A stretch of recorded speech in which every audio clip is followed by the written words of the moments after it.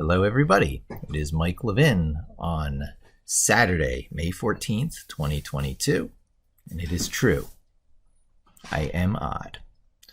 And one of the odd things I do is I keep a journal, a daily journal in Vim, a text editor on Linux that I get into by running Microsoft Terminal, which brings me into Ubuntu 20.04.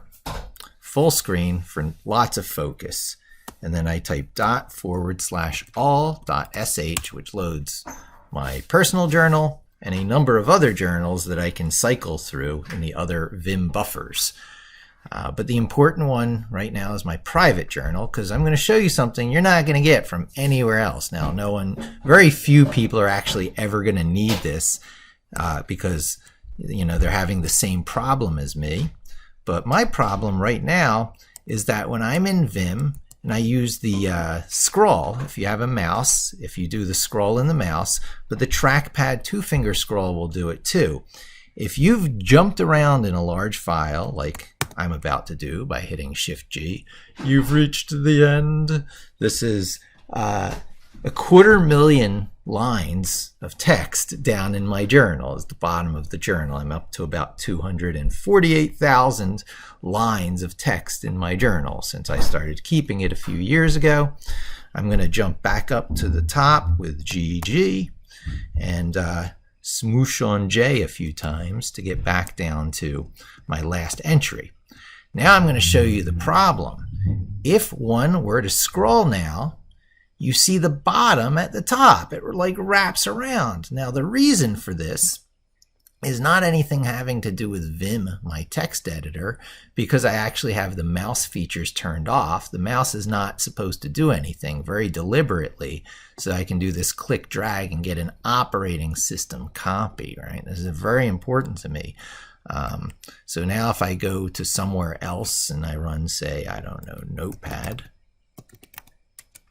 I can do a Control-V, and whatever was in Vim pastes here. I oftentimes turn off the numbers before I do a copy or something. So I like having the mouse disabled. There's very little compelling reason to keep your mouse features enabled in Vim. It defeats the point. It distracts from focus in the zone. But it is very important now to get rid of this accidental scrolling that is possible, because as you can imagine, it can be very confusing. So I went a searching in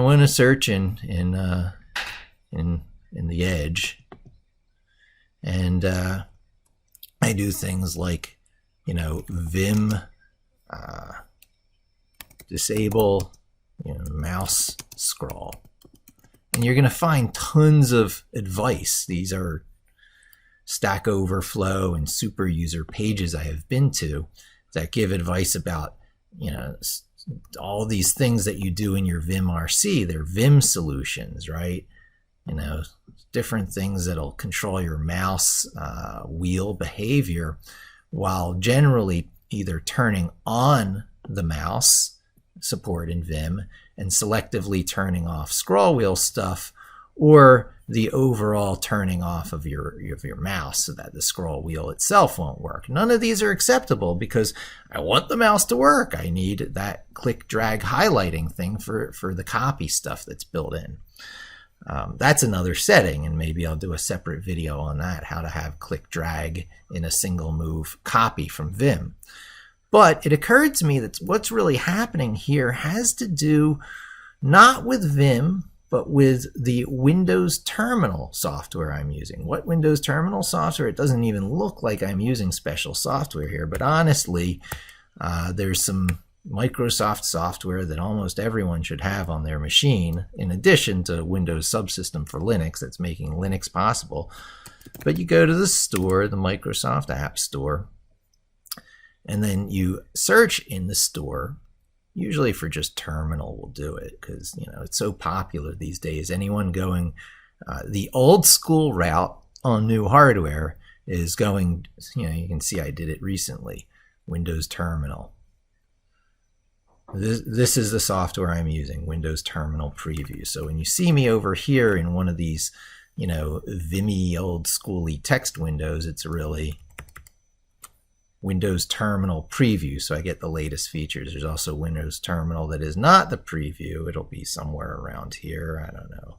But I use the preview. Oh, there it is right there. Just smack right there in front of me. See, I could hit get because I don't have that one. This is the stable features, but I do use the one that has the incoming features, the bleeding edge. I don't often like to be on the bleeding edge, but here is one place I do. So it occurred to me that this what's going on here with the scroll, even though I have the mouse disabled in Vim, is happening not because of Vim, but because of the Windows Terminal buffers, history such as it were, the amount it can remember if you weren't in Vim. So I quit Vim. I have to quit twice because of all my journals loaded. And if you were to do, oh, I don't know, what can I show here? I don't know, I'll hit return. I'll put a few things there so that you can see.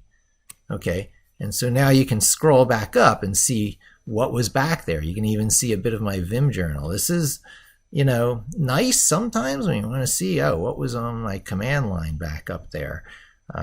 If you did help on some command, like if you were to do, we were looking at the date command recently, date -- help. Whoops, -- help without a space.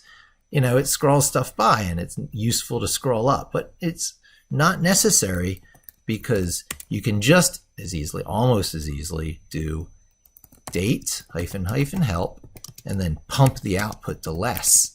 And then you don't rely on your buffers and you have better control over scrolling up and down using the same J and K as is used in Vim for going up and down. So Q to quit. And so I figured turning that buffer size to 0, turning it off, don't allow the scroll at all anywhere in Windows Terminal was the way to go. So I went a searching, and I found a Microsoft page on the topic. Gee, I wish I had it here. I'm tempted to Control-Shift-T it. Control-Shift-T. Maybe I bring it up again. Control-T. No, Shift-T. Control-Shift-T. Oh, okay. Windows Terminal. Here it is. I found the page.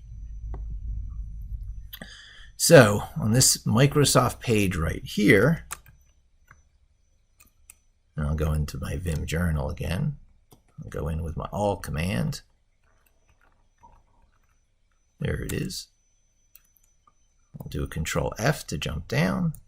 I'll do I to go into insert mode, and I'll paste from the operating system buffer. See, that's the converse of copying out of Vim into other things like Notepad. Now I copied from a browser URL window into Vim.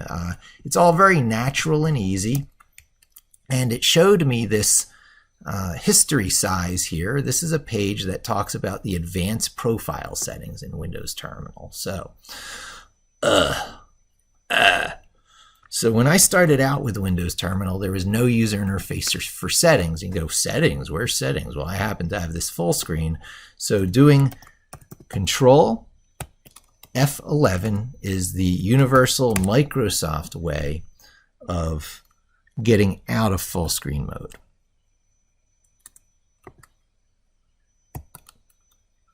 Oh, function F11 is not Control F11. It's function F11. Let's see if I got that right. Yeah, I got that right. Okay, so function F11 is the way to get out of full screen mode and you can get back your tab systems. This tab here shows you that I'm in Ubuntu 20.04. Now I can get into other things here, including Microsoft's constant peddling of stuff to you. I couldn't delete it, so I just say bwarb. But here, settings is what I care about. Settings used to not have this user interface on it. You used to not be able to do anything without editing a JSON file, which I'm about to show you. But for anyone, you know, who wants that copy and paste, you go into interaction and you just turn this first option on. Automatically copy selection to clipboard on. So important. Now this other thing that Microsoft is telling us about here, scroll down to history size, can't be done anywhere in this graphical user interface for settings. You actually have to click this little inconspicuous little link down here that used to force you to get VS Code just to adjust your settings. It was totally evil. Now they let you have your option of different things to edit your JSON file. But following its instructions, now let's first do a before and after, right? So it's hard to even do the before and after. I jump out of this for a second. I go over here and I remind you of the fact that if I jump to the bottom, Shift G, okay, and then jump back to where I was typing, G semicolon, and then I scroll up, you see the bottom at the top, and it's very confusing. If you were in the middle of editing a file, you would go, that's not what I typed, that's something else completely, which is completely understandable. It's very confusing. And then to get back to the way you were, you have to know to reverse the scroll you just did.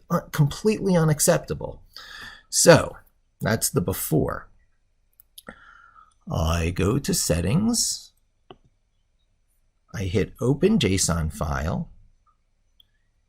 And I follow the instructions on this web page, which says these things can go in default. I'm going to show you that. The settings listed below are specific to each unique profile. So you could do this just for Ubuntu, you could do this just for PowerShell, whatever. If you'd like the setting to apply to all of your profiles, you can add it to the defaults section above the list of profiles in your settings.json file. That's where I am over here. So we got to look for the word default. There it is, defaults. If you look down further, you would see a number of your different defaults. I've got a default. You can't tell because it uses GUIDs for matching them up, but I've got defaults for different environments that I use. But we don't want any of that. We want the one that's under the single word defaults. And I put it in here originally and it did not work. So you got to be really careful. There's a bell style, there's a cursor shape. So it seems to me putting it right under cursor shape, which is another important one. I changed that to a filled box because the I-beam is terrible. I hit enter once. Do I have it in my copy buffer? No, I have that URL. So I need to get it out of my copy buffer. So I undo that. Got to close out of this. I did not think ahead, people. Think ahead. Plan. I highlight this so that it's in my operating system copy buffer, not my Vim copy buffer. That put it in my operating system copy buffer, Windows OS copy buffer. Now I go back to settings. Now I go back to my OpenJSON file. Now I scroll down to the defaults. I found that spot that I was at just before that had a mention of this bell thing going on. Here's defaults, here's bell style, here's cursor shape. Hit enter once, paste history size, :0. Make very important that you use camel case, right? It's all lowercase except for the S of size. It's a JavaScript convention that they're using here because this is JavaScript object notation. That's what a JSON file is. I save that and I click out of it. Now I can't merely go back to Vim and test it because there's the bottom at the top. And I can't merely quit out of Vim. In fact, let me save and write and force quit. And I can't merely go back into Vim because it's a feature of the terminal. So to get it right, and it might have taken automatically, honestly, Microsoft's pretty good at applying these profile and settings changes real time, but no one should risk that. You go out completely, close all, go back into the terminal, go back into the all journals, reproduce what we just did, which is to scroll down to be in the middle of a current journal entry. I'm back in full screen mode, as you can see. And then Shift G to jump to the bottom, GG to jump to the top, smush on J to get back to where I was, or else I could have used G semicolon to get back to where I last typed. scroll up.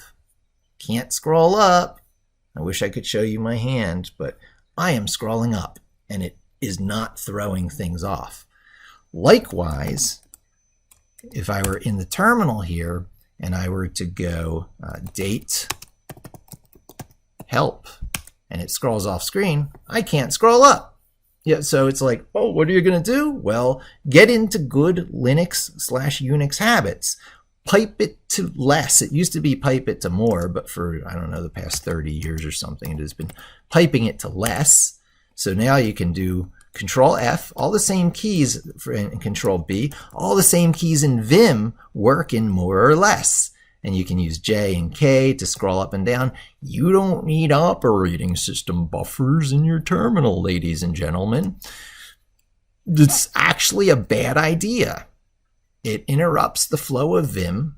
You shouldn't use mouse equals A, set mouse equals A into Vim, right? So what you don't want to do as a final parting gift, most people will tell you that when you're editing your vimrc file, you want to activate, they'll tell you this, I'm not telling you this, they'll tell you you want to activate your mouse features by making that entry there. No, do not do this. It is just as bad as, you know, encouraging yourself to use the arrow keys instead of J and K. And I still have bad habits. I'm smooshing on the J key. People, you know, usually discourage you from that and just jump to where you want to go with more efficient Vim commands. But you will notice these no remap things on up, down, left, right. I actually disable the arrow keys on the keyboard to keep myself from forming the bad habits. I don't want to do anything that's like mouse-like and flow interrupting. So the arrow keys aren't really mouse-like, but they're not as good as not moving your hand off of your home row when you're typing and just using H, J, K, and L to navigate around the screen.